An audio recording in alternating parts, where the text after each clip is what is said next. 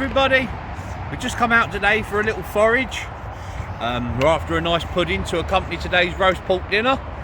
We've got a little estate here, a little business estate. It's right on the side of the M1 motorway, but there's an abundance of fruit here. Just back down there we have the common plum, which is a lovely wild tree here. It's absolutely abundant, full of them at this time of year. I say we're at the end of July now, last week in July. It's absolutely full of plums. And then what we do when we come here,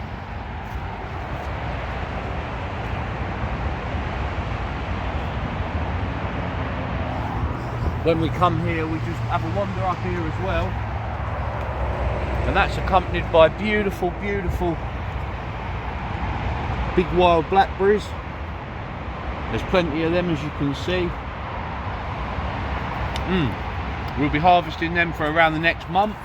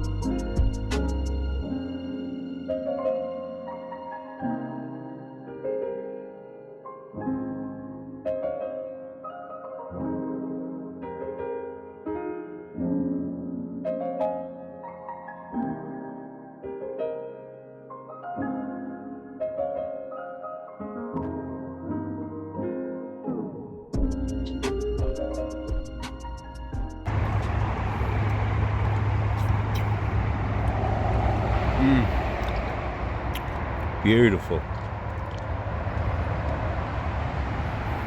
Yeah.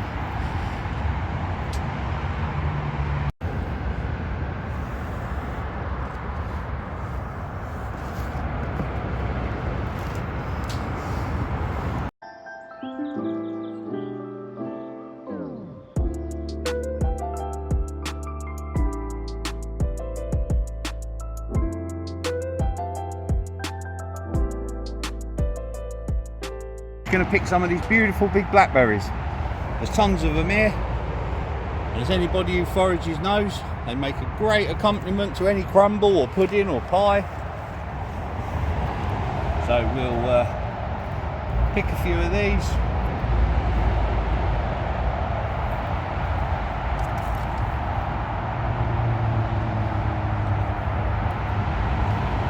Again, they can be picked in numbers quite quick. The only thing with these is they're very thorny. I wouldn't recommend children really, depending on their age. I wouldn't recommend this as a child-friendly pursuit, but with a bit of guidance and teaching, they'll soon pick it up and they'll become proficient little pickers with their tiny little fingers. Because picking blackberries with fingers like pork sausages is not the one. Them little dexterous 4 or 5-year-old fingers, they're the ones you need for this job. Our little girl's an absolute dab hand at it. She's 7. She does it on a regular basis with us. She can get her little hands and arms into bushes that I could never wish to.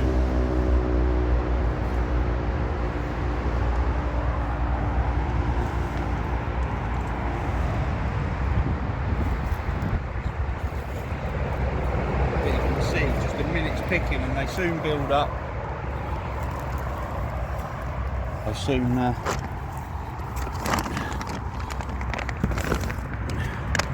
get a good addition to any. We're going to have a crumble tonight, plum, cherry, plum and blackberry crumble. Later on in the year, a bit later on, middle of August, September time, it'll be apples will be added to it as well. Got my eye on loads of apple trees. And then after that, around first week of October, I go absolutely crazy on the walnuts, wild walnuts, date and walnut cake. It's one of my favourites. And they'll all be ready. I was in central London yesterday and I found a wild walnut tree in the middle of a very busy park. So it is all out there if you look for it.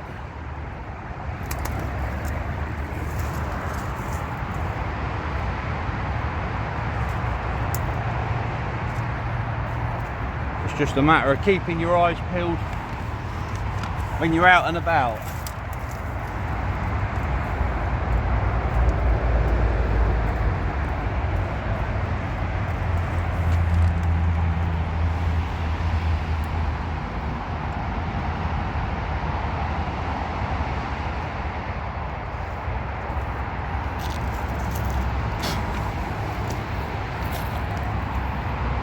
Absolutely beautiful, all fresh and all free. There's an abundance of these. They're really nice size, they're not the little tiny ones. And having the hedgeway between the motorway and the park, they don't get any pollution on as such. But there's quite a few of them.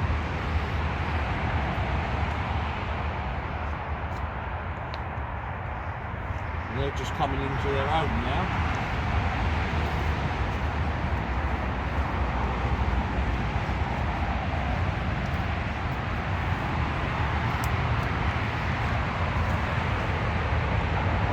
You'll probably see from what I just picked off that bush, some people will find a patch and they'll pick every single one and they'll leave the patch, the bramble, completely stripped of fruit. It's a very important habitat through here for dormice and wood mice and stuff like that that depend on these berries throughout the breeding season and to fatten their young and to teach their young what to eat. So whilst we are man and we are humans and we think we're superior, we must always think about feeding the other beings on the planet. So don't ever strip a bush bare, leave plenty of fruit, especially at low levels. Mid-level where the dormice and that will feed. Just the only thing is with foraging is only ever take what you need, whether it's fish or whether it's berries or whatever it is. Don't ever take more than you actually need. I took some constructive criticism, let's say, on a recent video I did where I was cast netting for mullet in Cornwall. I had loads of negative comments, people saying, oh, why do you take so many fish? And the thing they fail to realise and they fail to ask or check before they make these negative comments is I visit Cornwall approximately, definitely once a year, but sometimes twice. And the fish I caught a bucket of fish. There was approximately, I can't remember now, I think it was in between 11 and 13 fish. 12, something like that. And I took them. A few of them were for my elderly father, who's mullet fished all his life, but is no longer able to do it.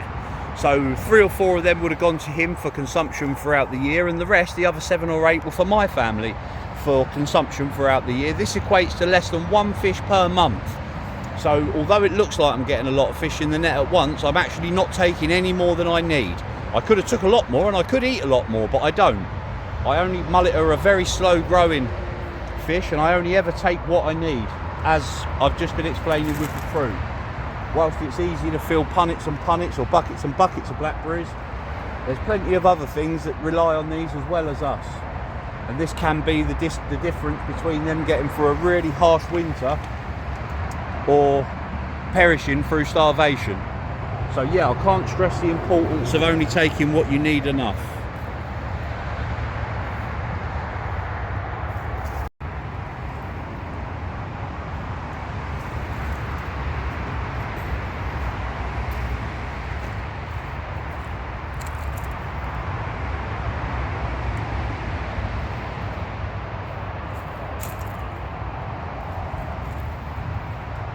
Bubba, I think. Oh, there's quite a few left on this tree. The pigeons don't seem to have got this.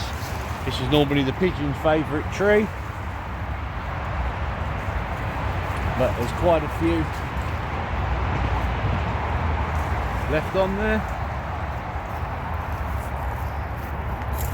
Some people say they're a Mirabelle, other people say they're a yellow cherry plum.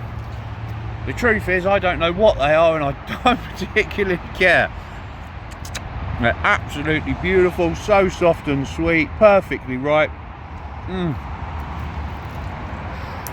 I'll definitely be adding some of these to the common plum and blackberry crumble later on this afternoon. Glad I walked up here, that was well worth a little walk. Yeah, we'll come back to the cherry plum tree. We're gonna pick a load of these now for our crumble. They're pretty easy to pick. There's no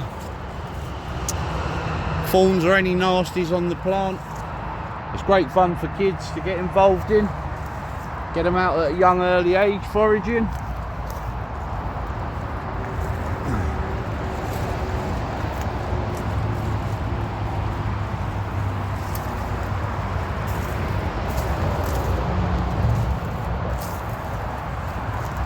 They can be gathered quite quickly in good numbers. And they'll go into the bag with our plums. Ooh. Right, we've got our cherries. No, we haven't. We've got our cherry plums and our common plums. There's a nice load in there, all deliciously ripe.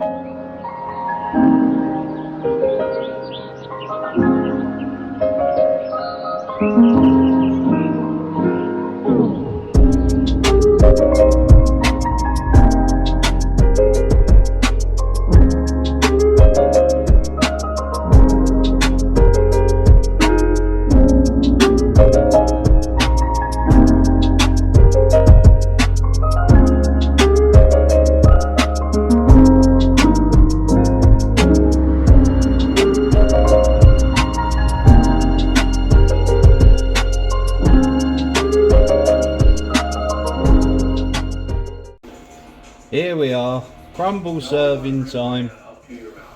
This is the crumble we made from the cherry plums and the common plums and the blackberries that we got earlier on today.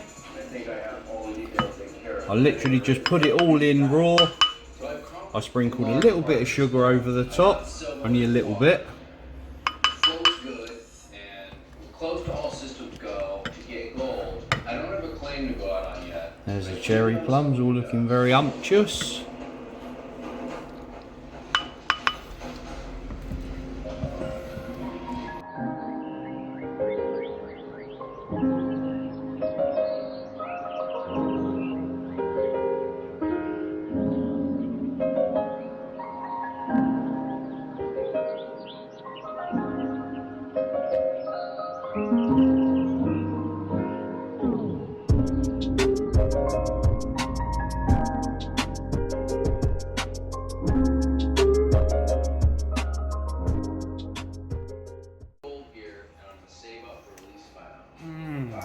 And that is why I forage, so I can feast.